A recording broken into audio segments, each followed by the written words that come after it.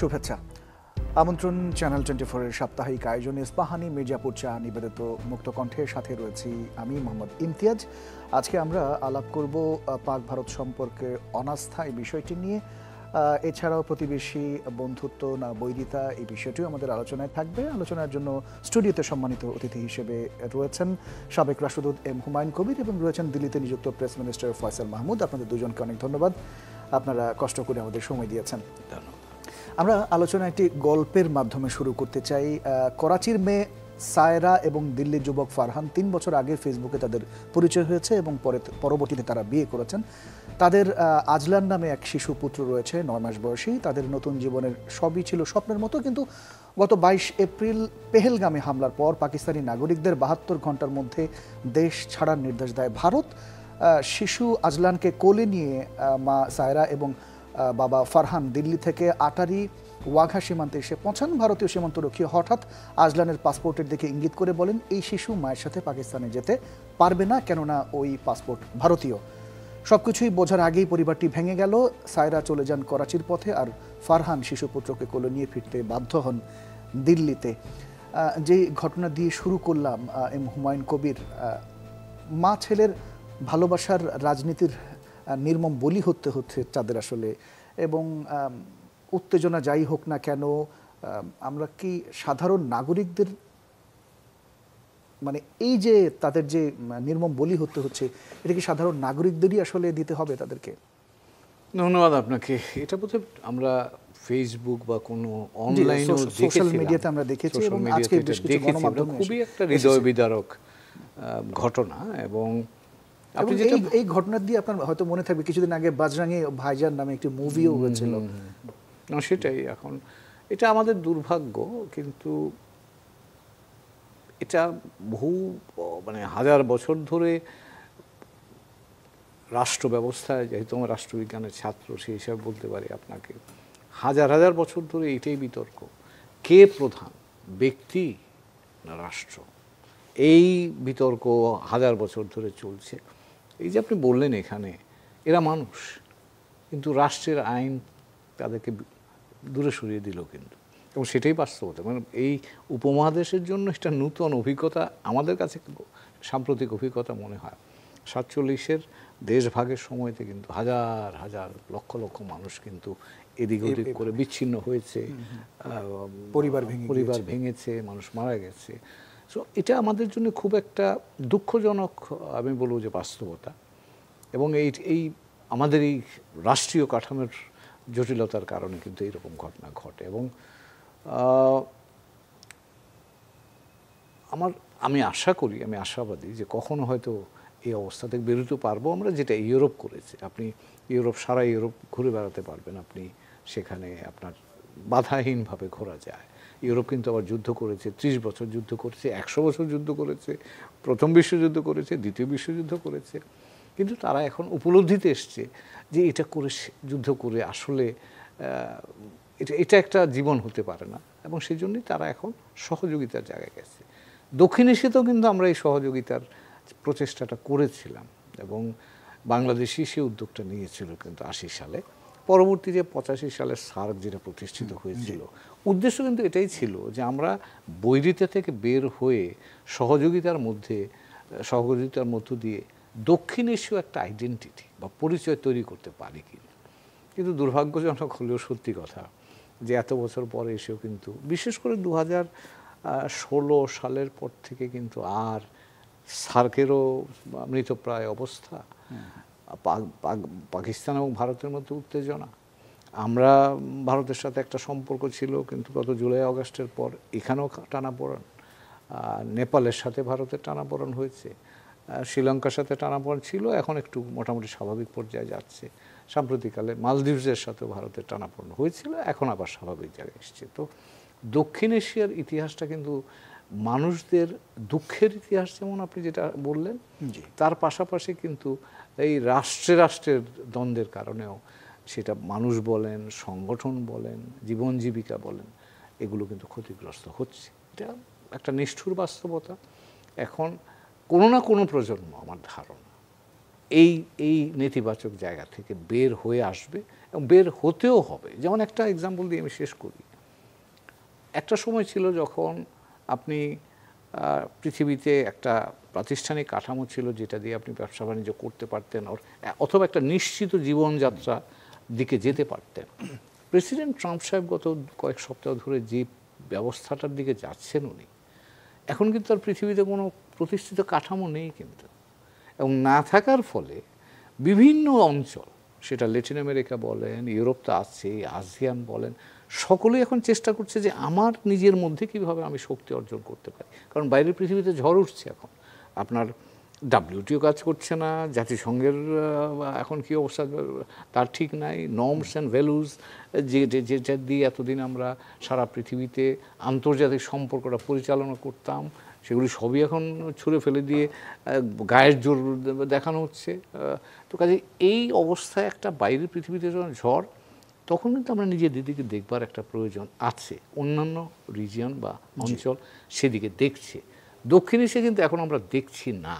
কিন্তু আমার কাছে মনে হয় যে বোধ হয় এখন সময় এসছে যে আমরা একটু 1 বিলিয়নের বেশি লোক তো আমরাই আছি। আমাদের এখানে তো বড় বড় অর্থনীতি আছে, চীন আছে পাশে, ভারত আছে, আসিয়ান আছে। আমরা যদি নিজেদের মধ্যে একটুখানি সহমর্মিতার জায়গা তৈরি করতে পারি, তাহলে তো আমরা এখন যা আছে তার চেয়ে তো অনেক ভালো থাকতে পারি। তো এই ভালোটা কেন আমরা নেব না? মানুষ যদি যুক্তিবাদী প্রাণী হয়ে থাকে, তাহলে তো আমি আশাবাদী হওয়ার কারণ আছে যে আমার এই যুক্তি আমাকে আমার ইমোশন বা ভাবাবেগের উপরে তুলবে কোনো একটা সময়। কিন্তু নিশ্চিতভাবেই আপনার গল্প দিয়ে আমি বুঝতে পারি ভাবাবেগের, আমরা এখনও ভাবাবেগ দিয়ে যাচ্ছি, আমরা এখনও উত্তেজনার মধ্যেই বাস করতে পছন্দ করছি। কিন্তু এর বাইরেও যে আরেকটা বিকল্প হতে পারে, ইতিবাচক বিকল্প হতে পারে, সেটা আমরা চর্চার মধ্যে। আপনি আপনার কথায় বলছিলেন যে হয়তো অদূর ভবিষ্যতে কোনো একটি প্রজন্ম আসবে, এটি পরিবর্তন করবে, এটা সময়ের ব্যাপার একটা বিষয়। কিন্তু আমরা আসলে যে কথাগুলো বলি যে এই যে আঞ্চলিক রাজনীতির বলি হচ্ছে সাধারণ মানুষজন, হ্যাঁ, এবং তাদের জন্য রাজনীতিটা আসলে আমরা যেটা বলি সাধারণ মানুষের জন্য রাজনীতি, আমরা অনেক সময় বলতাম যে রাজার নীতি হচ্ছে রাজনীতি, আবার নীতির রাজার রাজনীতি, এরকম বইয়ে বা বিভিন্ন জায়গায় কিতাবে এরকম লেখা থাকে। কিন্তু আসলে সাধারণ মানুষ কি সেই সুফলটা পায় আপনার কাছে মনে হয়, বা পাচ্ছে? অন্তত আমাদের অঞ্চলে বা আমরা যেটাকে উন্নয়নশীল দেশ বলি, এই উন্নয়নশীল জায়গায় মানুষ প্রধান বিষয়গুলো আমার কাছে মনে হয় না। উন্নত বিশ্ব যদি বলেন, সেখানে মানুষের দাম আছে। কেন বললাম? মার্কিন যুক্তরাষ্ট্রে আপনি একজন ভোটার হলে, আপনি আপনার কংগ্রেসম্যানকে চিঠি লিখলে কংগ্রেসম্যান চিঠি জবাব দিতে বাধ্য, এবং আপনি যেই বিষয়টা নিয়ে তুললেন এটা সমাধান কী হলো সেটা আপনার সে জানাতে বাধ্য। যদি না জানায় তাহলে কিন্তু তার জন্য আপনি সেটা তাকে ধরবার বা তার কাছে আদায় করবার ব্যবস্থা আছে সেখানে। আমাদের অঞ্চলে তো সেটা নাই। আমাদের অঞ্চলে আপনি একবার আপনার ক্ষমতার কাছাকাছি থাকলে কোনো দায়বদ্ধতা, কারো জবাব দেয়া, কারুর কাছে গিয়ে আপনি প্রশ্নের সম্মুখীন হওয়া, এই কালচারটাই তো আমরা ডেভেলপ করতে পারিনি। এবং যেই কারণেই তো আপনি দেখবেন ভারতের মতো একটা গণতান্ত্রিক দেশ, যে আজকে এখন থেকে যদি গত 30 বছর আগের ভারত দেখেন বা 50 বা আমাদের মুক্তিযুদ্ধের সময় যে ভারত দেখেছি, এখন সে ভারত কি আছে? ভারত বদলে যাচ্ছে অনেক কিছু। মিয়ানমার এক সময়তে যা ছিল, আজকে কি সেই মিয়ানমার সে জায়গায় আছে? আমি জানি মিয়ানমার আর ভারতের মধ্যে তুলনা হয় না, কিন্তু দক্ষিণ এশিয়াতে মানুষ মূল্য, স্বাভাবিক মূল্যটা চায় যে আমি নাগরিক হিসাবে আমি সম্মানটা, আমার যেটুকু প্রাপ্য সম্মান, আমার চাহিদাগুলো অ্যাড্রেসড হোক। কোনো একটা দেশে কি আমরা সেটা করতে পারছি? তো তার অর্থ হচ্ছে যে আমরা ক্ষমতার জন্যেই, আমাদের সামগ্রিক ক্ষমতাকে আমরা ক্ষমতার লক্ষ্য হিসেবে দেখি, ক্ষমতাকে মানুষের জীবন পরিবর্তনের হাতিয়ার হিসেবে কিন্তু আমরা দেখি না। এবং দেখি না বলেই এই আমাদের এখনও আমরা স্ট্রাগল করতে হয়। বাংলাদেশে মুক্তিযুদ্ধের ধরেন আজকে 53 বছর পরেও কিন্তু 20% মানুষ দারিদ্র্য সীমার নিচে বাস করে। ভারত এত বছর, 70 বছর উপর হয়ে যাওয়ার পরও এখনও তার একটা বড় জনগোষ্ঠী দারিদ্র্য সীমার নিচে বাস করে।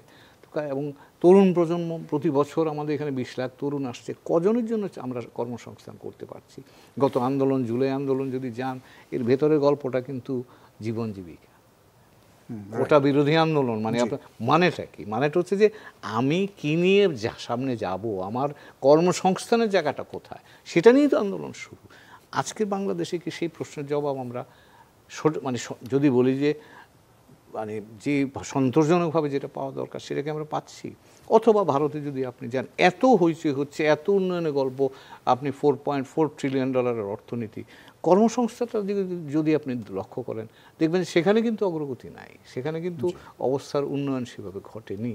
তো কাজে আমি ভবিষ্যৎ মানুষদের জন্য, তরুণ প্রজন্মের জন্য আমি কি সামনে রাখছি, এই জায়গাগুলো প্রশ্ন জবাব কিন্তু আমাদের কাছে। অনেক ধন্যবাদ এম হুমায়ুন কবির, আপনার কাছে আবার আসবো। ফয়সাল মাহমুদ, আপনি নিশ্চয়ই শুনছিলেন যে কথাগুলো, এই যে সাধারণ মানুষজনের জন্য আসলে আমরা কিছুই করতে পারছি কিনা বা ভবিষ্যৎ প্রজন্মের জন্য কিছু করতে পারছি কিনা, এই বিষয়টা একটু বলবেন। যে পাক ভারত সম্পর্কের ইস্যুটা আসছে, আবার কিছুটা হয়তো মান অভিমান চলছে বাংলাদেশ ভারতের একটা সম্পর্কের জায়গাটায়, যেহেতু আপনি ওই জায়গায় কাজ করছেন। পাশাপাশি আরেকটু ছোট্ট করে একটু ইস্যু অ্যাড করতে চাই। পাকিস্তানের বিশ্বস্ত গোয়েন্দা সূত্রের বরাত থেকে বলা হচ্ছিল যে আগামী 5 থেকে 6 দিনের মধ্যে ভারতের এক ধরনের একটা তারা হামলার আশঙ্কা করছেন। এই বিষয়গুলো তারা গোয়েন্দা সূত্রের বরাত দিয়ে বলছিলেন। এই ইস্যুগুলি নিয়ে একটু বলেন। জি, ধন্যবাদ। আপনি প্রথমে যে গল্পটা বললেন সেটা স্যার বলেছে যে ফেসবুকের কল্যাণে আমরা দেখেছি। এখন এই উপমহাদেশের হিস্ট্রি যদি দেখেন, 47-এর যে পার্টিশন, আমি একটা বইয়ের রেফারেন্স দিতে পারি। বইটার নাম হচ্ছে রেমনেন্স অফ এ সেপারেশন, রাইটার হচ্ছে আচল মালহোত্রা। খুব সুন্দর একটা বই। এই বইতে এই পার্টিশনের গল্পগুলা 47-এর পর থেকে উনি একটা ওরাল হিস্টোরিয়ান, উনি ট্রেস করে অনেকের এই ধরনের স্টোরিগুলো বের করেছে যে ফ্যামিলি সেপারেশন হয়েছিল। এই বইটা খুব সুন্দর। এই বইটাতে এই ধরনের অনেকগুলো স্টোরি আছে। সো আমরা এই স্টোরিগুলা, এটা কিন্তু খুব রিয়েল বাস্তবতা। এই 47-এর পার্টিশন, এই ভাগ হওয়া, এই হিন্দু মুসলিমের, পাকিস্তান ইন্ডিয়ার মাঝখানে যে রেশারেশি, সো এইটা আসলে হ্যাঁ ক্ষমতার বলিত সাধারণ মানুষ হচ্ছে। এবং স্যার যেটা বললো যে আমাদের এই অঞ্চলে বা ডেভেলপিং কান্ট্রি যেগুলোকে বলে, সেই অঞ্চলে এখনও রাজনীতি ওই পর্যায়ে পৌঁছায়নি যেখানে রাজনীতি ওয়েলফেয়ার স্টেট ট্রুলি ইমপ্লিমেন্ট করবে। সেখানে এখনও ক্ষমতায় যারা থাকে তারা ক্ষমতাটাকে টিকিয়ে রাখার জন্য এই পর্যায়ে থাকে। সো এখানে এই প্রসঙ্গে আসলে খুব বেশি বলার কিছু নেই। আমি বরং এই জায়গায় আসে আপনি যেটা কোশ্চেন করলে যে পাকিস্তানের যে নতুন তথ্যের কথা বলেন, আমি একটা জিনিস বলি যে ইন্ডিয়া পেহেলগামে যে ইনসিডেন্টটা ঘটলো তারপর থেকে আপনি যদি ইন্ডিয়ান এস্টাবলিশমেন্টের কথায় পরে আসি, মিডিয়াকে যদি দেখেন, ইন্ডিয়ান মিডিয়ার এক একটা TV channel they essentially function like a war room. তাদের আপনি যদি ওই টিভি স্ক্রিনটাকে দেখেন, উপরে প্রতি মুহূর্তে খুবই প্রভোকেটিভ কথা, এবং প্রতি মুহূর্তে, এবং তাদের এক একজন অ্যাঙ্কর প্রত্যেককে ওয়ার মঙ্গারার হিসেবে অ্যাক্ট করছে, মানে তারা বলছে যে এখনই যুদ্ধ লাগাও।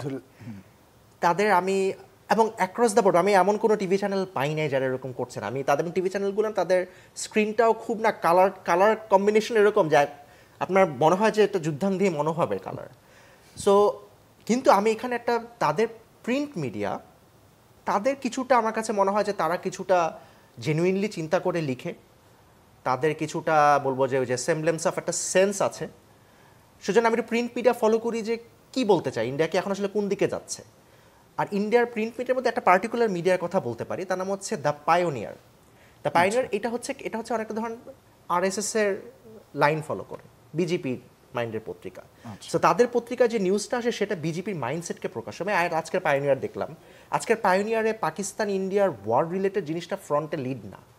আর আপনি যদি এখন ইন্ডিয়ান ওয়েবসাইটগুলোও দেখেন, ইভেন আপনি আমাকে Hindu, Indian express, Times of India আজকে যদি দেখেন, দেখবেন যে ইন্ডিয়া পাকিস্তানের ওয়ারের ইস্যুটা 2 বা 3-এ। ইভেন আজকে ধরেন শশী থারুর একটা প্রোগ্রামে, বিজেপির একটা প্রোগ্রামে ছিল, এটা ইন্ডিয়া একটা বড় নিউজ, কারণ তারা লোকাল পলিটিক্সের দিকে ঝুঁকছে।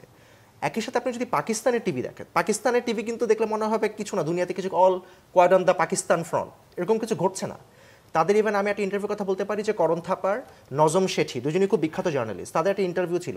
ওইখানে নজম শেঠি উল্লেখ করে বললো যে তোমরা পাকিস্তানের যেভাবে তোমরা ইন্ডিয়াতে যেভাবে ওয়ার রুম সৃষ্টি করেছে আমরা কিন্তু করি নাই। আমার হোল পয়েন্টটা হচ্ছে যে পাকিস্তান 4-5 দিনের মধ্যে বলতেছে যে ইন্ডিয়া অ্যাটাক করবে, আমার কাছে মনে হয় না। কারণ আমি এটা একান্ত ব্যক্তিগত অবজারভেশন, আমার কাছে মনে হয় যে আবার হতেও পারে, আমি তো তাদের ভিতরের স্টেটের খবর জানি না তারা কি করছে, বাট আমি অবজারভেশন থেকে বলছি যে এটা অনেকখানি মনে হচ্ছে যে তাদের দেশে একটা ইন্টারনাল ব্যাপার আছে, যে তারা 2019-এ তাদের এক্সপিরিয়েন্স তো খুব ভালো ছিল না, ইভেন 2016-এও না, ইউরিয়া এবং পুলওয়ামা যেটা। এখন অবভিয়াসলি একটা এসকেলেশনের মানে একটা ঘটনা ঘটেছে, সেটার জন্য তো ইন্ডিয়াকে একটা রেসপন্স করতেই হবে, তাই না?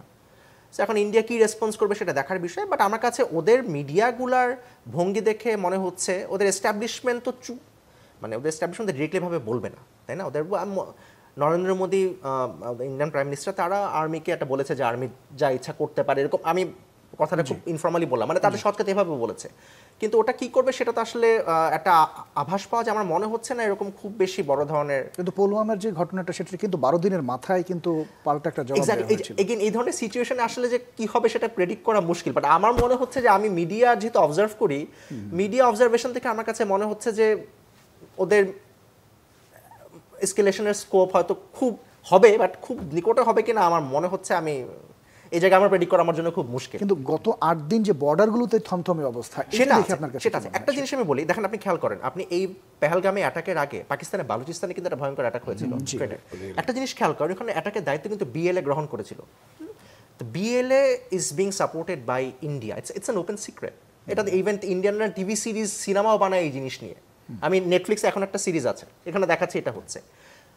পাকিস্তান ওইভাবে কিন্তু তারা কিন্তু ডিরেক্টলি বলেনি যে ইন্ডিয়ার উপরে দোষ দেয়নি, ইন্ডিয়ার নামটা এইভাবে তারা বলেনি, কিন্তু পেহেলগামে ঘটনার পরে রেজিস্ট্যান্স ফ্রন্ট যেটা, এটা কিন্তু খুব বড় কিছু না, মোটামুটি অবস্কিওর জিনিস, এটা ওই লস্করে তৈবা টাইপের এরকম না, কিন্তু ইন্ডিয়ান মিডিয়া ডিরেক্টলি এখানে কিন্তু ফার্স্টই বলে দিল ওদের নাম, এবং পাকিস্তান গভর্নমেন্টের দিকে তারা নজর দিল। তো এখন অবভিয়াসলি একটা দেশকে আপনি যদি অ্যাকিউজ করেন, তাই না, অ্যাকিউজ করার সাথে সাথে পাকিস্তানকে অ্যাকিউজ করা হইলো, তো পাকিস্তান এখানে তো বসে থাকেন, ওদের নতুন যে জেনারেল আসিম মুনির, এটা কি পলিটিক্যাল কোনো কৌশল কিনা যে মেইন স্ট্রিমের মিডিয়াগুলো ইন্ডিয়ার, আপনি যেটা বলছিলেন যে মনে হচ্ছে যে এখনই যুদ্ধ লেগে যাচ্ছে বা যুদ্ধ চলছে, এইরকম একটা মানে পরিস্থিতি দেখা যায়? এটা ইন্ডিয়ান মিডিয়া যদি ওদের আমি বলবো যে ওদের ব্রডকাস্ট মিডিয়া এতটাই এখন কি বলবো যে মানে তারা থিয়েট্রিক্সের দিকে মনোযোগ দেন, নো লঙ্গার নিউজ চ্যানেল, তারা একটা এন্টারটেনমেন্টের মতো হয়ে গেছে। আপনি যদি খেয়াল করেন, তারা যে কোনো কিছুকে থিয়েট্রিক্স বানায় ফেলে।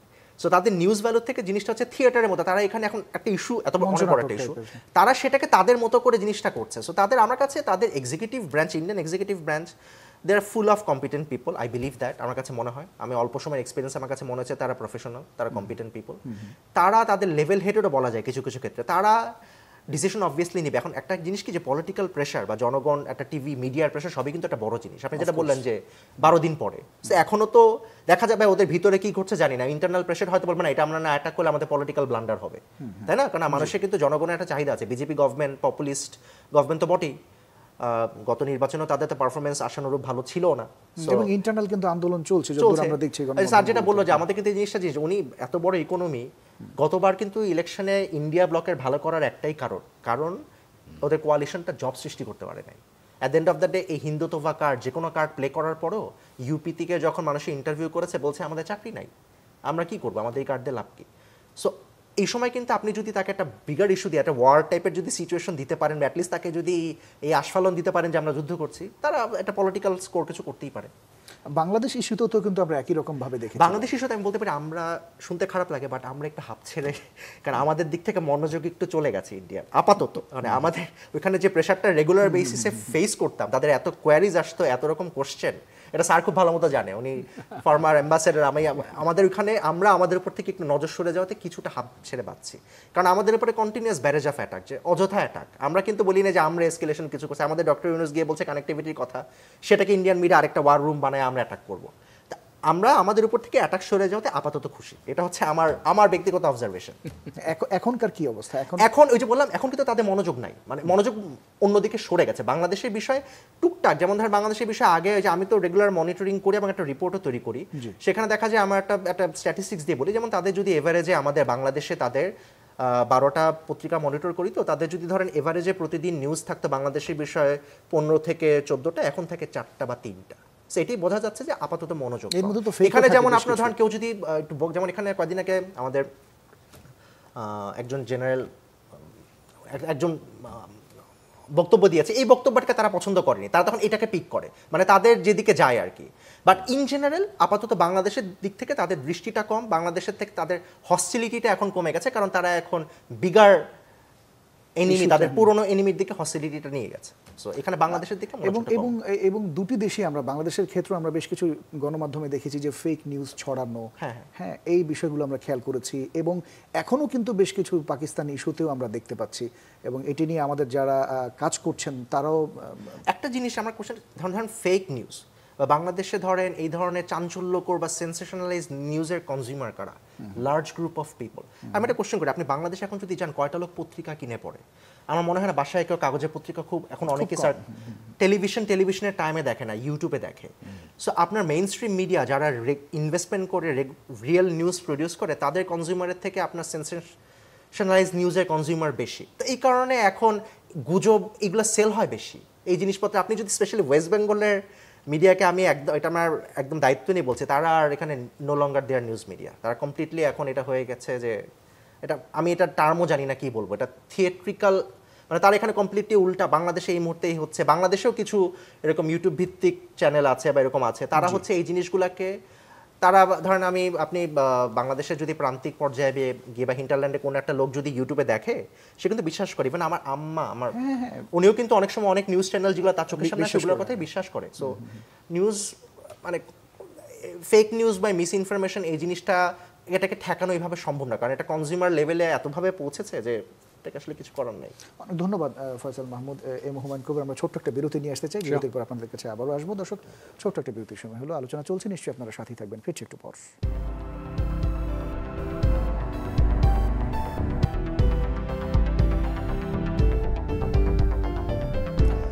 বিরতির পর আরও একবার স্বাগত ইস্পাহানি মির্জাপুর চা নিবেদিত মুক্ত কণ্ঠের সাথে রয়েছে মোহাম্মদ ইমতিয়াজ, সম্মানিত অতিথি হিসেবে আমার সাথে যুক্ত রয়েছেন সাবেক রাষ্ট্রদূত এম হুমায়ুন কবির, রয়েছেন দিল্লিতে নিযুক্ত প্রেস মিনিস্টার ফয়সাল মাহমুদ। আপনাদের দুজনকে আরও একবার স্বাগত। এম হুমায়ুন কবির, অষ্টম দিনের মতো সীমান্তে সংঘাতে ভারত পাকিস্তানের সেনারা, যেমনটি কিছুক্ষণ বিরতির আগেও আপনার সাথে এই বিষয় নিয়ে আমরা আলোচনা করছিলাম, এবং যুদ্ধের সংখ্যায় পাকিস্তান শাসিত কাশ্মীরের বাসিন্দাদের অন্তত 2 মাসের জন্য খাদ্য মজুদের একটা তারা নির্দেশ দিয়েছেন। পাশাপাশি টেলিগ্রামে ফাঁসোয়া নথির ভিত্তিতে পাকিস্তানের রাষ্ট্রীয় গণমাধ্যম পিটিভি দাবি করছে যে পেহেলগাম হামলার নেপথ্যে ছিল ভারতের র। এই বিষয়টি নিয়ে একটু আপনার কাছে জানতে চাই। এটা তো বলা মুশকিল। এখন বলা হয় যে যুদ্ধকালীন সময়তে সত্যটা সবচেয়ে বেশি ক্ষতিগ্রস্ত হয়, তো কাজে আমরা জানি না কোনটা সত্য মিথ্যা, এদের খবরাখবর আসছে। তবে একটা আমি এখন আজকে অন্যান্য জায়গায় ওই একই যে প্রশ্ন শুনেছি, সেটা হচ্ছে যুদ্ধ কি হবে কি হবে না।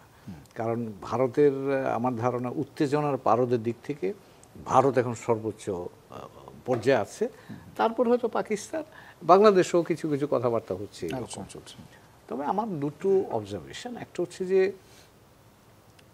ভারতেরও একটা অভ্যন্তরীণ চাপ আছে, দুই দেশই, পাকিস্তান এবং ভারতে। কারণ পাকিস্তানও আমার ধারণা, যেটা উনি বলছিলেন ভাই, যে ওই রেল বালুচিস্তানে যে রেল ট্রেনের উপর হামলা হলো, তারপরে কিন্তু এটা পাকিস্তান সেনাবাহিনীর উপর একটা চাপ তৈরি করেছিল, এবং পাকিস্তান সেনাবাহিনী চেষ্টা করছিল তাদের মানে এটাকে উত্তরণের জন্য। এবং এই সাম্প্রতিক ঘটনা 22 তারিখে পেহেলগামে যে ঘটনাটা ঘটলো, এর মধ্যে দিয়ে কিন্তু আপনি লক্ষ্য করুন পাকিস্তানে সামরিক বাহিনী তাদের কর্তৃত্ব প্রতিষ্ঠার একটা বড় সুযোগ কিন্তু তারা পেয়েছে, এবং সেটা কিন্তু আমরা লক্ষ্য করছি। জেনারেল আসিফ মনির যেটা উনি কথাবার্তা বলছেন, এবং তার অনেক পাকিস্তানি প্রেসে আমি দেখছি যে তার খুব ফোর্থরাইট স্ট্যান্ড, এটাকে কিন্তু অ্যাপ্রিসিয়েট করছে লোকজন, যে he is taking a leadership role ইত্যাদি ইত্যাদি। অন্যদিকে যদি আপনি আসেন, ভারতে কিন্তু ভারতে একটা রাজনৈতিক, আপনি যদি বলেন এটাকে রাজনৈতিক প্রয়োজন বা রাজনৈতিক ব্যবহার হচ্ছে এটাকে, বিহারের নির্বাচন আছে সামনে, পশ্চিমবঙ্গের নির্বাচন আছে সামনে, এবং দুটো রাজ্যই কিন্তু বিজেপির রাজনীতির জন্য খুব গুরুত্বপূর্ণ। কারণ পশ্চিমবঙ্গ কিন্তু বিজেপি ঢুকতে পারছে না, এই পশ্চিমবঙ্গ এবং ওইদিকে দক্ষিণার্থ বা সাউথে যেতে পারছে না। তো পশ্চিমবঙ্গে কিন্তু আপনি লক্ষ্য করবেন এই ওয়াকফ নিয়ে কিছু কদিন আগে গোলমাল হয়েছে, আন্দোলন হয়েছে, এবং বিভাজনটা কিন্তু মোটামুটি লক্ষণীয়।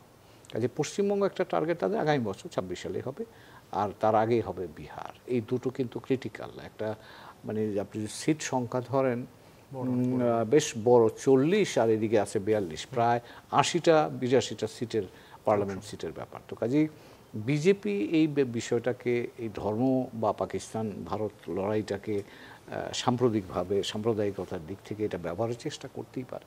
সো তাদের একটা দুই দিকে আছে, কিন্তু থাকলেও যেটা মনে হয়, আমার ধারণা ভারত, এটা আমার ব্যক্তিগত ধারণা, যে কার্ডটা সন্ত্রাস বিরোধী যে কার্ডটা ব্যবহার করতে চেয়েছিল, যেটা 19 সালে করে সফলভাবে বালাকোটে আক্রমণ করে পাকিস্তানকে একটা শিক্ষা দেওয়ার মতো একটা অবস্থানে ছিল, এখনকার বাস্তবতায় কিন্তু সেটা মনে হচ্ছে না খুব বেশি কাজে লাগছে। কেন লাগছে না?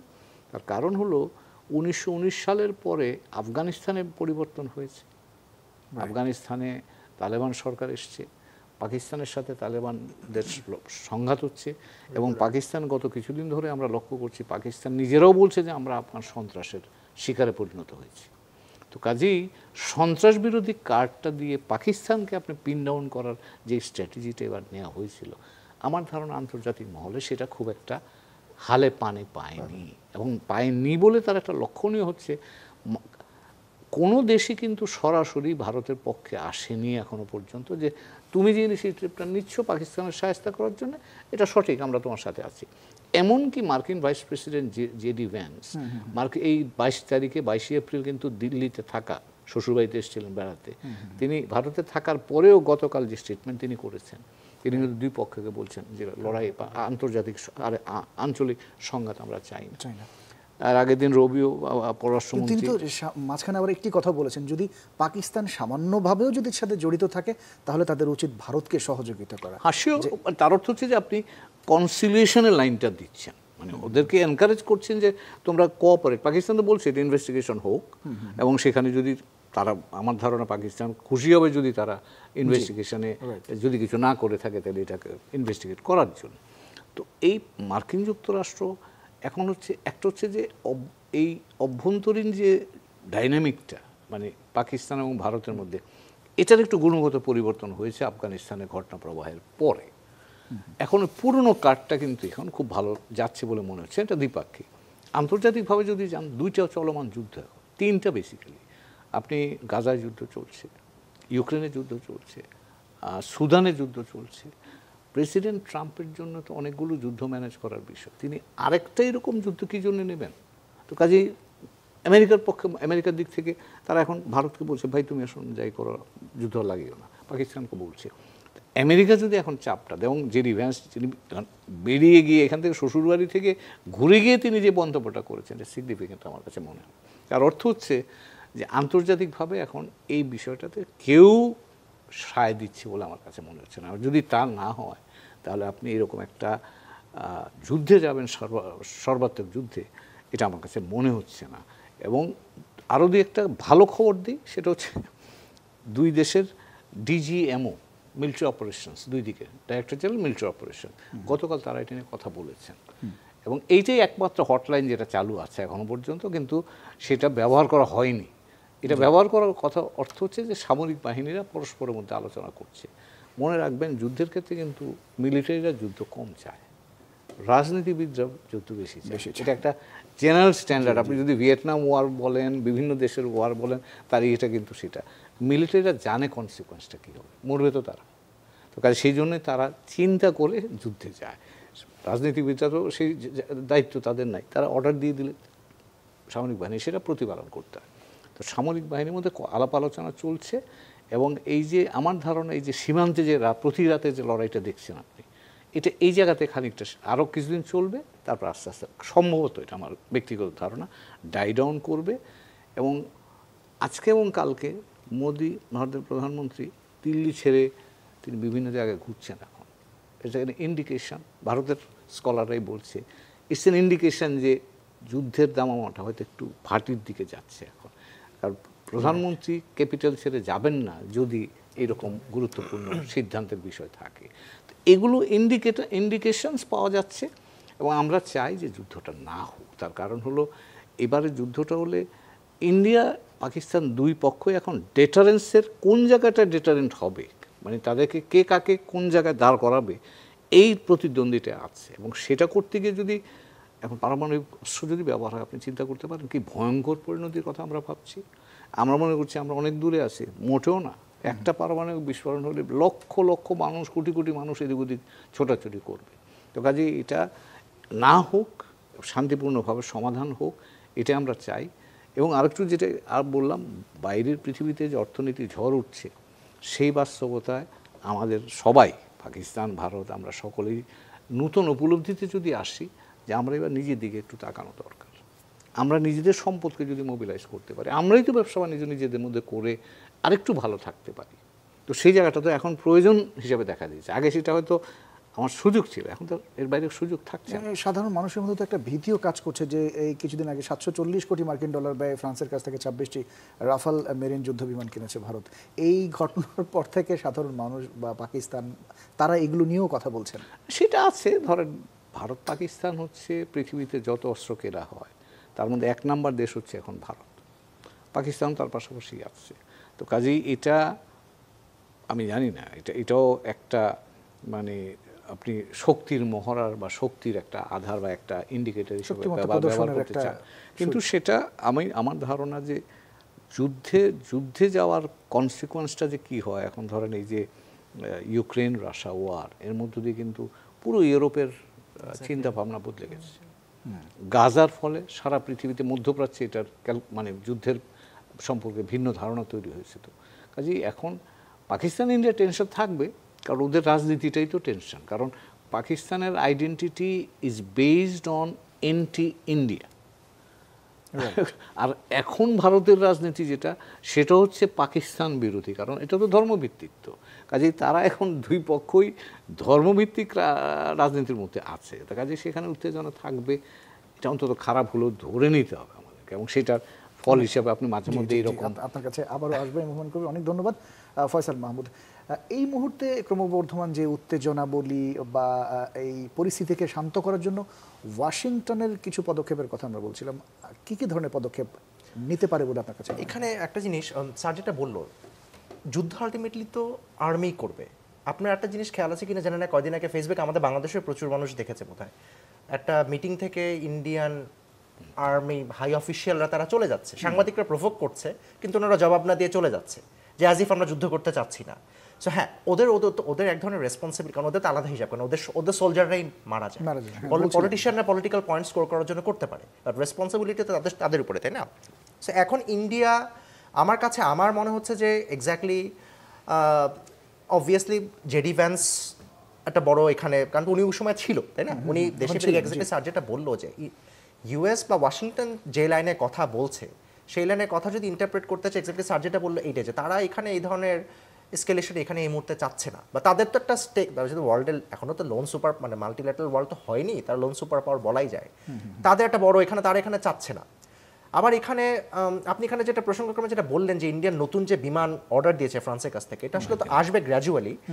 এটা কারণটা কি, এটা যদি আপনি দেখেন 2019-এর ওই পুলওয়ামার অ্যাটাকের পর থেকে ইন্ডিয়া পাকিস্তান এই দুই নিউক্লিয়ার আর্ম নেইবার, তারা কিন্তু সিগনিফিকেন্টলি তাদের আর্সেনাল যেটা বলে ইনক্রিজ করছে। পাকিস্তান কিন্তু এটা অনেকে, যেমন এখানে একটা আর্টিকেলও আছে যে এখানে এই ওয়ারটা যদি লাগে, এটা একটা টেস্ট হবে চায়না ব্যাক পাকিস্তানের নতুন সমরাস্ত্র, তার এগেইনস্টে ওয়েস্টার্ন ব্লক ব্যাক ইন্ডিয়ান সমরাস্ত্রের প্রদর্শনী, যে কে, কারণ চায়নাটা কিন্তু নিজের, কারণ এখানে যে পাকিস্তান ওই যে JS-10C সামথিং কিছু বলে, ওদের খুব নতুন আধুনিক বিমান, রাফায়েলের মতোই ভালো, তারা এটা প্রকিউর অলরেডি করেছে। এটার এগেইনস্টে ইন্ডিয়া তাদের ফোর্সকে উন্নত করতে চাচ্ছে। আবার তারা অনেক কিছু, মানে তাদের যেমন ইন্ডিয়ার একটা বলে যে বিয়ন্ড ভিজুয়াল মুড, নানান রকম অস্ত্রশস্ত্র, মানে এটা একটা বড় আর্টিকেল আপনি অনলাইনে খুঁজলে পাবেন, যে তাদের একে অপরের, তাদের 2019-এর পর থেকে গত এই 4-5 বছরে তারা সিগনিফিকেন্টলি দুই পক্ষই তাদের মিলিটারি বাজেট এক্সপ্যান্ড করেছে, অনেক জিনিসপত্র কিনেছে।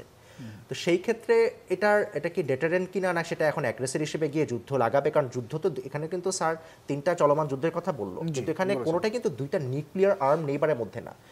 ইউক্রেন একসময় ছিল, কিন্তু তারা তো আর তাদের নিউক্লিয়ার আর্সেনাল রাখেনি। সো এই 2টা নিউক্লিয়ার আর্ম নেইবারের মধ্যে কিন্তু যুদ্ধ একটা সার্টেন লেভেলের পরে এসকেলেট এমনিই হয় না, কারণ তারা কনসিকুয়েন্স জানে। নিউক্লিয়ার আর্মস কিন্তু at the end of the একটা বড় ডেটারেন্ট এসকেলেশন ঘটার ক্ষেত্রে। তো এখন সেখানে বর্ডারে যে জিনিসটা ঘটছে গত 7-8 দিন, এইটার ব্যাপারটা কি, এটা আমরা যতদূর জানি বর্ডারে কিন্তু ইন্ডিয়া পাকিস্তান এমনি রেগুলার বেসিসে, যেমন আমার একটা মুভির কথা সাজেস্ট করতে পারি, এটা ভার্টিক্যাল লিমিট নামে একটা মুভি ছিল, সেখানে দেখায় কি কার্গিল বর্ডারে পাকিস্তানের এক মেজর চা খাচ্ছে, ঘড়ির দিকে তাকাইলে বললো যে সময় time to wake up the Indians, গিয়ে দেখা গেলো বোম মারছে। তো তাদের কিন্তু বর্ডারে এই জিনিসটা ঘটে। তো সেই ক্ষেত্রে এখন এই বর্ডারে যে এসকেলেশন, সেখানে এটা তারা একে অপরের শক্তি প্রদর্শন করছে, কিন্তু এটা তো তার মানে যুদ্ধ লেগে যাবে মনে হয় না আমার। সো সেই ক্ষেত্রে, কারণ ওয়ার্ল্ড পাওয়ার মার্ক একটা ইউএসও মেসেজ দিচ্ছে, অন্যরাও বলছে। সো এগেইন যুদ্ধটা কারোর জন্য, যুদ্ধ কিন্তু এটা মানে আমরা এখানে মানে এটা ভয়ঙ্কর বিষয়। এটা যদি যে কান্ট্রিরই লাগুক, যাদের মধ্যেই রাখ, এটা সারা ওয়ার্ল্ডই প্রভাব পড়ে। আমরা কিন্তু ইউক্রেন রাশিয়া ওয়ারের যে প্রভাব, সেটার ভুক্তভোগী আমরাই বিরাট। আমাদের এলএনজির দাম কোথা থেকে কোথায় চলে গেছে, কারণ আমরা স্পট মার্কেট থেকে কিনতে পারিনি, আমাদের জি। নর্থ বন্ধ হয়ে যাওয়ার পর জার্মানি স্পট মার্কেট থেকে মানে এলএনজি কিনে এমন দাম বাড়িয়ে দিয়েছে, আমাদের কিনতে হচ্ছে 10 গুণ দামে। তো যুদ্ধ ভয়ঙ্কর জিনিস, যুদ্ধ তো এখানে আসলে কেউই চায় না যুদ্ধ লাগুক, সাউথ এশিয়া তো অবশ্যই চায় না। আর সাউথ এশিয়ার at the end of the day আমি একটা জিনিস বলি যে আপনি যদি এশিয়ার ম্যাপের দিকে তাকান, ওয়ার্ল্ড ম্যাপ বাদ দেন, এশিয়ার সবচেয়ে দরিদ্র রিজিয়ন যদি ব্রড স্কেলে ধরি সাউথ এশিয়া, তার একটা মেজর কারণ হচ্ছে সাউথ এশিয়া লিস্ট কানেক্টেড, দুইটা নিউক্লিয়ার আর্ম নেইবার, বড় নেইবার, তারা নিজেদের মধ্যে বিরাট রেশারেশি। বাকি যাদের সাথে ছিল বাংলাদেশ, শ্রীলঙ্কা, মালদ্বীপ, নেপাল, তারা তাদের সাথেও একটা পর্যায়ে, এটার 2016 পর থেকে এক্স্যাক্টলি, কারণ 2016 পর থেকে আপনার এই সম্পর্কটা ভালো না বা ডেটারেট করছে। সেই কারণে এই রিজিয়ন এখন এই ট্রাম্পেরই ট্যারিফ মানে পোস্ট ট্যারিফ ওয়ার্ল্ড যদি ইমপ্লিমেন্ট হয়, সেখানে তো রিজিওনাল কানেক্টিভিটি, রিজিওনাল মার্কেট যদি এনরিচ না হয়, প্রত্যেকেই এটা সাফার করবে। এটা তো খুবই সিম্পল হিসাব, যেখানে মাল্টিল্যাটারাল ওয়ার্ল্ডের রিজিওনাল মার্কেটটা বিশাল ব্যাপার। সো এখানে আমাদের যুদ্ধ তো অনেক পরের বিষয়, এখানে আমাদের আরও ইনক্রিজ কোঅপারেশনের দরকার, তাই না? সো আপনি 7 দিনের বর্ডারের ইস্যুসগুলো বলছিলেন, এখানে আবার আমরা বাংলাদেশেও আজকেও আমরা আমাদের টেলিভিশনে বেশ কটা নিউজ করেছি, আমাদের বিভিন্ন জেলার জায়গাগুলোতে হতাহত হয়েছেন, আবার ফিরিয়ে নিয়ে এসেছেন বিএসএফ আর বিজিবির কথা বলছেন। বিএসএফ বিজিবির মধ্যে একটা টেনশন চলছে গত কয়েকদিন। আমরা দেখলাম যে বিজিবি মানে বিএসএফ আমাদের 2 জন গ্রামবাসীকে ধরে নিয়ে গেছে, তাই আমাদের 2 জনকে ধরে নিয়ে আসছে। সো এইটার আসলে কেন ঘটছে সেটার আমি জানি না স্যার, আপনি জানেন, আমি এটার কারণটা আসলে জানি না। এটা এখানে এই ধরনের এটাকে ঠিক এসকেলেশনও বলা যায় কি না, মানে এটা একটা ঘটনা ঘটছে, এটা কি ঘটছে আমি আসলে সত্যি অর্থে এভাবে মানে এটার কোনো কংক্রিট ব্যাখ্যা আমি পাচ্ছি না। এটা কেন ঘটছে? আরেকটি বর্ডারে বলা হচ্ছে 2 জনকে ধরে নিয়ে গেছে, এটা মোটামুটি লোকজন বলছেন, কিন্তু এটার এখন সত্যি এটার কংক্রিট ব্যাখ্যাটা আমি আসলে সত্যি অর্থে বুঝছি না কেন ঘটছে এরকম। মানে এটা আমি একটু চেষ্টা করি ব্যাখ্যা দিই। সেটা হচ্ছে আগে আমরা পররাষ্ট্র নীতি পরিচালনা করতাম 2 দেশের পররাষ্ট্র মন্ত্রণালয় বা অন্যান্য মন্ত্রণালয়। এই গত জুলাই আগস্টের পরে কিন্তু ওই ভারতে বা এই মিডিয়া টেকনোলজির বিস্তারের ফলে এখন কিন্তু দেখবেন আপনি সাধারণ মানুষ এই পররাষ্ট্র নীতির অংশীদার হয়ে গেছে। আপনি মালদা বর্ডার এবং ওই যে চাঁপাইনবাবগঞ্জ বর্ডারে কিছুদিন আগে মনে আছে লোকজন গিয়ে বাস নিয়ে একে অপরের সাথে লড়াই লেগে গেছে। তা আপনার এটা আমার কাছে মনে হয় যে সে new dimension of foreign policy, অর্থাৎ public has become a stakeholder in foreign policy, যেটা আগে ছিল না। আগে আমরা কথা বলতাম, সমস্যার সমাধান হয়ে যেত। এখন কিন্তু মাঠ পর্যায়ে লাঠালাঠি হচ্ছে, এবং যে আজকে কোন সীমান্তে দেখলাম বিএসএফ 2 জনকে ধরে নিয়ে গেছে, বাংলাদেশের গিয়ে 2 জন ভারত থেকে ধরে নিয়ে আসছে। পরে সিগন্যাল দেওয়া হয়েছে, আলোচনা সন্ধ্যার পরে ব্যাক করেছে বিএসএফ থেকে যে হ্যাঁ আমরা আলোচনায় বসার পর ফেরত দেয়। দিস ইজ ওয়ান থিং, যখন আপনার সাধারণ মানুষ পর্যায়ে কোনো 2 দেশের সম্পর্কটা মানে পার্কুলেটেড হয় বা ওই পর্যায় পর্যন্ত চলে যায়, তখন কিন্তু বুঝতে হবে যে আপনার এখানে একটা নতুন ডাইনামিক তৈরি হয়েছে, এবং সেই ক্ষেত্রে এখন আপনাকে এটা আবার নতুনভাবে অ্যাড্রেস করতে হবে যে আমরা 2 দেশের সম্পর্ক যেভাবে আগে চালাতাম, এখন আপনাকে এই বিষয়টা মনে রাখতে হবে যাতে সীমান্ত এলাকায় লোকজন অন্তত শান্তিপূর্ণ থাকে, নিজেরা মারামারি না করে। এখন কিন্তু তাই হচ্ছে, কিন্তু চাঁপাইনবাবগঞ্জে কদিন আগে তো পাবলিক মারামারি শুরু করলো। তো কাজে এটাও কিন্তু আমাদের চিন্তা করতে হবে, এবং এই প্রযুক্তির যত বিস্তার ঘটছে ততই মানুষ তত বেশি কানেক্টেড হয়ে যাচ্ছে। তো কাজে এটা আমাদের জন্য একটা নিউ লেসন, যে আমরা যারা এই পররাষ্ট্র বিষয় নিয়ে কথাবার্তা বলি বা চিন্তা করি, আমাদেরও নতুন শিক্ষা হওয়া দরকার যে এখন কিন্তু আর আপনি উপর লেভেলে পররাষ্ট্রমন্ত্রী পর্যায়ে আলোচনা করলেই সমস্যার সমাধান হবে তা কিন্তু নয়।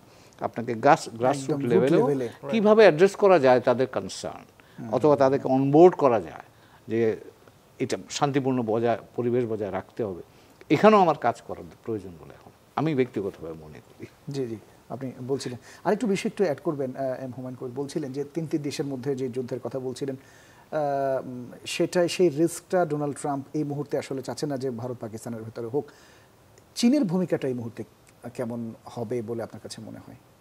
চীনের একটা ভূমিকার কথা তো বললাম। চীনের ব্যাপারটা কি, চীন আর্মস সাপ্লায়ার হিসেবে ওয়েস্টের মতো সম্মান ওইভাবে পায়নি কখনো, কিন্তু চীন কিন্তু অনেক ডেভেলপ করেছে। চীনের যে সমস্ত নতুন বিমান বা আপনার কি বলবো যে বিমান বিধ্বংসী যে মিসাইল সিস্টেম, যেটা ইভেন রাডার সিস্টেম, নানান ওরা কিন্তু অনেক ডেভেলপ করেছে। এবং কিন্তু যুদ্ধ একটা হচ্ছে যে আপনি ডেভেলপ করলেন, আপনি ট্রেনিং এক্সারসাইজ করলেন, ট্রেনিং এক্সারসাইজের যে রেজাল্ট আর একটা যুদ্ধে ব্যবহার হওয়ার পরে যে রেজাল্ট, দুইটা এক না। সো চীনের ক্ষেত্রে আমার যেটা মনে হয়, ওই যে বললাম তারা পাকিস্তানের এখন আর্মামেন্টের বিশাল অংশই চায়না ডেভেলপ। তো যুদ্ধ যদি লাগে চীনের জন্য এটা হবে এক ধরনের তাদের জন্য বেনিফিশিয়াল এই সেন্সে যে তারা অবজার্ভ করে জানতে পারবে যে তাদের সমরাস্ত্র, কারণ এটা খুবই সিম্পল লজিক যে তারা এখানে যদি অস্ত্রটা ইউজ হয়, এখানে যদি তাদের অস্ত্র যদি সুপিরিয়রিটি দেখায়, সেটা তাদের মার্কেটকে এক্সপ্যান্ড করবে। সো চীনের এখানে একটা ইন্টারেস্ট আছে। চীনের ব্যাপারটা কি, চীন সবসময় আমার কাছে মনে হয় যে তারা সবসময় ব্যবসায়িক ইন্টারেস্টটা সব জায়গায় দেখে, যে কোনো কিছুতে তারা সব জায়গায় এঙ্গেজ হয় তাদের ফাইন্যান্সিয়াল কারণে। তো এখন সেখানে চীনের সাথে তো ইন্ডিয়ার রেশারেশি সবসময়, অরুণাচল প্রদেশ, লাদাখে সবসময় তাদের সাথে একটা ঝামেলা ছিল। তো ইন্ডিয়ার সাথে পাকিস্তানের যদি কোনো কিছু হয়, সেখানে যদি ইন্ডিয়া কোনো একটা ব্যাকফুটে থাকে, সেটা চায়না একটা অটোমেটিক্যালি তারা একটা খুশি থাকবে, এটা হচ্ছে তাদের অ্যাডভান্টেজ থাকবে। জি স্যার, এখানে একটু আমি যোগ করি, নিশ্চয়ই। চীনারা চায় না সব কাজটা হোক, কারণ এই গত সপ্তাহেই চীন ভারতকে সিগন্যাল দিয়েছে তারা তাদের সাথে কাজ করতে, ব্যবসা বাণিজ্য করতে আগ্রহী। এই মুহূর্তে তারা সেটা চাইবেই না। হ্যাঁ, না এক্স্যাক্টলি। এবং রিওয়ার্ড হিসেবে যদি বলেন, Bharat is a much better reward than Pakistan, that's true, right. কারণ এখনো আমরা তো মানে ভারত বাংলাদেশ বা ভারত চীন, ভারতের সাথে $100 বিলিয়ন উপর বাণিজ্য হয়, এক্স্যাক্টলি, তাদের লার্জেস্ট ট্রেডিং পার্টনার, রাইট। আর আমরা 25 বিলিয়ন। তো কাজেই পাকিস্তান আরও কম হবে, কারণ পাকিস্তানের ইকোনমিতে আমার চাইতে পেছনে। তো কাজেই আপনি ওখানে যদি $100 বিলিয়ন হয়, সেটা $150 বিলিয়ন হলে আমার ডবল তার লাভ। তো কাজেই Bharat is a big market, এবং সেই চীনারা ব্যবসা বাণিজ্য পয়েন্ট অফ ভিউ থেকে ওইভাবে তারা দেখে। এবং যদি চীনের সাথে তার কৌশলগতভাবে যদি দেখেন, মার্কিন যুক্তরাষ্ট্রের কাছ থেকে যদি ভারতকে খানিকটা দূরে রাখা যায়, এটা তার কৌশলগত লাভ। তো চীনা দেখবে, এবং আমার ধারণা চীনারা দুই পক্ষকেই অ্যাডভাইস করবে যে তোমরা যুদ্ধে যেও না। আচ্ছা, এই জায়গাটা আরেকটু বিষয় একটু বলি, যে ভারত এবং পাকিস্তানের যেই ক্রমবর্ধমান দ্বন্দ্ব, এই দ্বন্দ্বের জায়গাটায় বাংলাদেশের কি ধরনের কৌশলী ভূমিকা পালন করা দরকার? এখানে আমরা ধরেন, এখন যদি আপনি বলেন এই মুহূর্তে বাংলাদেশের সাথে ভারতের সম্পর্ক, এই মুহূর্তে বাংলাদেশের সাথে পাকিস্তান সম্পর্ক, দুই দেশের সাথে সম্পর্ক যদি আপনি বলেন আমরা খুব উষ্ণ সম্পর্ক, সেটা বলার মানে আমরা কিছু বললেই কেউ শুনবে, আমার কাছে বাস্তব অর্থে সেটা মনে হয় না। কিন্তু যদি সম্ভব হয়, আমরা নিজেরা পারলাম, যদি নিজেরা মনে করি যে না সম্ভব না, আমরা অন্য বন্ধুরা, কমন ফ্রেন্ডসরা যারা আছে, যেমন সৌদি আরব পাকিস্তান ভারতকে বলছে তোমরা রেস্ট্রেইন করো, কাতার বলছে, ইউএই বলছে, এরকম কমন ফ্রেন্ড যদি থাকে তাদের সাথে আমরা কথা বলতে পারি। বিকজ আমরা তো এই রিজনের মানুষ, কাজে অনেকেই শুনতে চাইবে তোমাদের মতামত কি। তো সেটা যদি আমরা করতে পারি, সেটা আমরা করা উচিত। এবং আমাদের দিক থেকে শান্তি এবং সহযোগিতার যে বিষয়, গুরুত্বটা, এটাকে আমি মনে করি যে হাইলাইট করা দরকার, যাতে করে আমি জানি এই মুহূর্তে তাদের কাছে হয়তো এটার মূল্য নাই, কিন্তু আমরা যে শান্তির পক্ষে, আমরা যে সহযোগিতার পক্ষে, সেই সুযোগটাকে আমরা অ্যাজ অ্যান অল্টারনেটিভ ন্যারেটিভ আমরা সেটাকে তুলে আনতে পারি বলে আমার ধারণা। অনেক ধন্যবাদ। আপনি কিছু যুক্ত করতে চান? এটা হচ্ছে আমাদের ডক্টর ইউনূসের ইন্টারিম গভর্নমেন্টের যদি স্ট্যান্স দেখেন, আমরা কিন্তু সাথে সাথে ইনিশিয়ালি কন্ডেম করেছি এই অ্যাটাক। এটা টেররিস্ট অ্যাটাকে যে কোনো জায়গায় যে কোনো অবস্থায় কন্ডেম করা উচিত। স্যার যেটা বলে এক্স্যাক্টলি তাই। আমরা এখানে আমাদের একটা বড় স্টেক হোল্ডার, আমরা সাউথ এশিয়ান একটা বড় কান্ট্রি, মানে পপুলেশন ওয়াইজ, এবং ইন্ডিয়া পাকিস্তানের যুদ্ধ আমাদের উপরে আমাদের উপরে অবশ্যই কোনো না কোনো বাজে প্রভাবেই বিস্তার করবে। সো সেই ক্ষেত্রে আমরা এখানে ওই যে রিজিওনাল কোঅপারেশন, শান্তি, আমরা বড় অন্যান্য স্টেক হোল্ডারদের সাথে যারা শান্তি চাচ্ছে তাদের সাথে এক সুরে সমবেত হয়ে বলা যায় এখানে এই এসকেলেশনের দরকার নেই, শান্তি আসুক, এটাই আমাদের stake। যেমন গত বুধবার বাংলাদেশ বিমান বাহিনীর অনুশীলন পর্যবেক্ষণ অনুষ্ঠানে প্রধান উপদেষ্টা বলছিলেন, ভারত পাকিস্তান পরিস্থিতির মধ্যে যুদ্ধের জন্য প্রস্তুতি না নেওয়াটা আত্মঘাতী, এবং প্রস্তুতি নিতে হলে আধা আধি প্রস্তুতির কোনো জায়গা নেই। সেটা তো ধরেন আসলে একটা রিজনের যদি ওয়ারের কোনো স্কোপ থাকে, সেই ক্ষেত্রে একটা দেশের হেড অফ দ্য গভর্নমেন্ট প্রিপারেশনের কথা একটা বলতেই পারে। কিন্তু আমাদের ইন্টারিম গভর্নমেন্টের এক্স্যাক্টলি স্ট্যান্সটা হচ্ছে যে আমরা এখানে কমপ্লিটলি শান্তি চাই। আমাদের টোটাল জিনিসটাই হচ্ছে কানেক্টিভিটি, রিজিওনাল কোঅপারেশন। আমরা এখানে আমাদের বারবার সার্কের রিভাইভালের কথা বলছে। সো এখানে আমাদের এসকেলেশন তো পরের কথা, আমরা এখানে মিউচুয়াল কানেক্টিভিটি, মিউচুয়াল কোঅপারেশনের কথাই বারবার বলবো, যে আমরা সিম্পলি যে গুড সেন্স প্রিভেল, মানে আমাদের এখানে ভালো সেন্সটা চলে আসুক, এটাই হচ্ছে আমাদের কথা। অনেক ধন্যবাদ এম হুমায়ুন কবির। কয়েক মাস ধরে কথার লড়াই শেষে বাংলাদেশ এবং ভারত একে অপরের বিরুদ্ধে পাল্টাপাল্টি বাণিজ্য নিষেধাজ্ঞা আরোপ করেছে, আপনি নিশ্চয়ই এটা খেয়াল করছেন। কি ধরনের প্রভাব পড়তে পারে আপনার কাছে মনে হয়? এটা তো এক নেতিবাচক বটেই। তার কারণ হচ্ছে যে আমার কাছে মনে হয় এটা অপ্রয়োজনীয় এবং অসময়োচিত। কারণ এই ডিসিশনটা ভারত প্রথম নেয়, ট্রান্সশিপমেন্ট আমাদের যে ফ্যাসিলিটি, সেটাকে তারা সাসপেন্ড করে। তো সেটাও হয়েছে ব্যাংকক থেকে ফিরে। দুই দেশের প্রধান সরকার তীব্র জট হচ্ছে এই একটা অজুহাত দেখিয়ে এটা একটা অজুহাত, কিন্তু আমার ধারণা এখানে দুটো লেভেলে আলোচনাটা হয়েছিল। আমি সবটা তো জানি না। প্রধান উপদেষ্টা এবং প্রধানমন্ত্রী পর্যায়ে একটা আলোচনা হয়েছে, দুই দেশের নিরাপত্তা উপদেষ্টারাও কিন্তু আলোচনা করেছে। এখন এই দুই স্তরের আলোচনায় কি ঘটেছিল সেটা আমাদের বাইরে থেকে জানবার উপায় নেই, কিন্তু আমার কাছে মনে হচ্ছে পরবর্তী ঘটনা প্রবাহ দেখে কোনো একটা জায়গায় কোনো একটা ডিসএগ্রিমেন্ট হয়েছে, যেটার প্রকাশটা আমরা দেখেছি। মোদি সাহেব ভারতের প্রধানমন্ত্রী ফিরে যাওয়ার কয়েকদিনের মধ্যেই ট্রান্সশিপমেন্টটা সাসপেন্ড করলো। ইট ওয়াজ এ মেসেজ আমার কাছে, it's a political message more than economic message. আমরা আবার তার কয়েকদিন পরে ভারত থেকে ওভারল্যান্ড তুলা আমদানি, সেটা ভারত, নেপাল, ভুটান মিলিয়ে বলেছি। তো এইটা হলো, এটাকে আমি ইতিবাচকভাবে দেখছি না, কিন্তু এটার একটা মাল্টিপ্লায়ার এফেক্ট, পজিটিভ ইম্প্যাক্ট আছে আমাদের। যেমন আজকেই খবর দেখলাম সিলেট এয়ারপোর্টকে এখন ক্যাপাসিটি বিল্ড আপ করা হয়েছে, আমরা সিলেট দিয়ে মালপত্র পাঠাবো, চিটাগংগেও হয়তো করা হবে। এরকম আমাদের যে এয়ারপোর্টগুলো আছে এটা যদি ক্যাপাসিটি বিল্ড আপ করে, তাহলে আমরা যে ট্রান্সশিপমেন্টের যে বেনিফিটটা বা যে সুযোগটা ভারতের কাছে নিতাম, এটা যদি আমরা কম্পেনসেট করে ফেলতে পারি, তাহলে দ্যাটস টু আওয়ার বেনিফিট। কিন্তু একটা জিনিস মনে রাখতে হবে যে ভারত বাংলাদেশ আমরা যেহেতু নিকট প্রতিবেশী, যেহেতু বহুমাত্রিকতা আছে, যেহেতু ভারত একটা বড় অর্থনীতির দেশ, অর্থনৈতিক সহযোগিতাটা আমার কাছে মনে হয় এটাকে যুক্তি নির্ভর জায়গায় রাখাই বোধহয় ভালো হবে দুই দেশের জন্য। খুবই চমৎকার করে উত্তর দিয়েছেন। আমরা একেবারেই শেষ প্রান্তে আছি। আরেকটা বিষয় একটু জানতে চাই, মিয়ানমারকে বাংলাদেশের মানবিক করিডোর দেওয়ার যে আলোচনা হচ্ছে, মানবিক করিডোর নিয়ে বৈশ্বিক অভিজ্ঞতাটা আসলে কি বলে, এবং এই জায়গাটা নিরাপত্তার কি কি বিষয় যুক্ত থাকতে পারে? বৈশ্বিক অভিজ্ঞতাটা মিশ্র। তার কারণ হচ্ছে যে কোনো কোনো জায়গায় এটা সফল হয়েছে, কোনো জায়গায় সফল হয়নি। এবং এখন ধরেন আমাদের জন্য এটা প্রত্যেকটা জায়গায় ইউনিক, এটাও মনে রাখতে হবে। আমাদের জন্য দুইটা বিষয়, একটা হচ্ছে যে আমরা আমাদের এই রোহিঙ্গা সংকটটার আমাদের গায়ে পড়া সংকটটা হচ্ছে প্রায় 10 লাখের উপর বা 10 লাখের উপরে রোহিঙ্গারা আছে যাদেরকে আমরা ফেরত পাঠাতে চাই। That's our priority number 1। জি, এটা হলো একটা কম্পোনেন্ট। এখন যে প্রস্তাবনাটা হচ্ছে যে করিডোর বলেন, প্যাসেজ বলেন, চ্যানেল বলেন, এটা হচ্ছে বাংলাদেশের মাটিটা বা বাংলাদেশের মাধ্যম ব্যবহার করে, ভূমি ব্যবহার করে জাতিসংঘ মিয়ানমারের ভেতরে রোহিঙ্গারা যারা আছে প্রায় 6 লাখ, যারা এখন আরাকান রাজ্যে যুদ্ধের কারণে বা দুর্ভিক্ষ ক্লিষ্ট হচ্ছে বলে জাতিসংঘের রিপোর্টে বলা হচ্ছে, তাদের কাছে সাহায্য পৌঁছে দেওয়ার প্রয়োজন। এখন এই দুটো বিষয় কিন্তু আলাদা। আমরা এখন যেটা আমার দরকার সেটা হচ্ছে, এখন আমি এটাতে সরকার নীতিগত সিদ্ধান্তের কথা বলেছে, নানান আলোচনা হচ্ছে। আমার কাছে যেটা গুরুত্বপূর্ণ সেটা হচ্ছে এই প্যাসেজ বা চ্যানেলের আমরা যেটা যদি বা আমরা দিই, যেটা অনেক লম্বা, অনেক আপনার পর্যায়ে পার হয়ে যেতে হবে, তাহলে এর সাথে আমি আমার এই রিপেট্রিশনকে কীভাবে লিঙ্ক আপ করব? এটা আমার প্রয়োজনটা কিন্তু রিপেট্রিশনটা, আর রাখাইনের প্রয়োজনটা হচ্ছে এই প্যাসেজটা। এখন এই দুটোকে আমি কীভাবে? অনেক ধন্যবাদ। আপনি যদি ছোট্ট করে বলেন 30 সেকেন্ডে। এখানে স্যার যেটা বলে, এখানে আমার নতুন করে অ্যাড করার কিছু নাই। এই জিনিসটা প্রথম কথা, এটা প্রস্তাব, এটা এখনো কোনো কিছু ইমপ্লিমেন্ট বহু দূরের কথা। আর এটা যদি হয়ও, এটা টোটাল আমাদের এখানে যত স্টেক হোল্ডার আছে তাদের সাথে কথা বলেই করা হবে, এবং সেটা কমপ্লিটলি তত্ত্বাবধানে থাকবে ইউএন।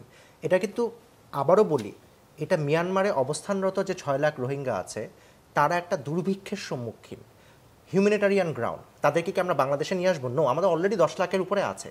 সো তাদের জন্য এইড পৌঁছানোর একটা প্রস্তাব, এগেন এটা প্রস্তাব, এটা কোনো কিছু ইমপ্লিমেন্ট হয়নি। এটা নিয়ে ভুল বোঝার কোনো অবকাশ নেই। বাংলাদেশের এখানে সিকিউরিটি বা এই নিরাপত্তাকে বিঘ্ন করে কোনো কিছু করার সম্ভাবনা কোনো কিছু আমার নেই বলে আমার বিশ্বাস। যদিও এটা আমার ডিসিশন, এটা অনেক হাইয়েস্ট পলিসি লেভেল মেকিংয়ের বিষয়, বাট এটা এখানে আমার মনে হয় এটার কোনো স্কোপ। অনেক ধন্যবাদ ফয়সাল মাহমুদ, ধন্যবাদ এম হুমায়ুন কবির। দর্শক, ভারত পাকিস্তান ক্রমবর্ধমান উত্তেজনায় উদ্বেগ প্রকাশ করেছেন জাতিসংঘ মহাসচিব অ্যান্তোনিও গুতেরেস।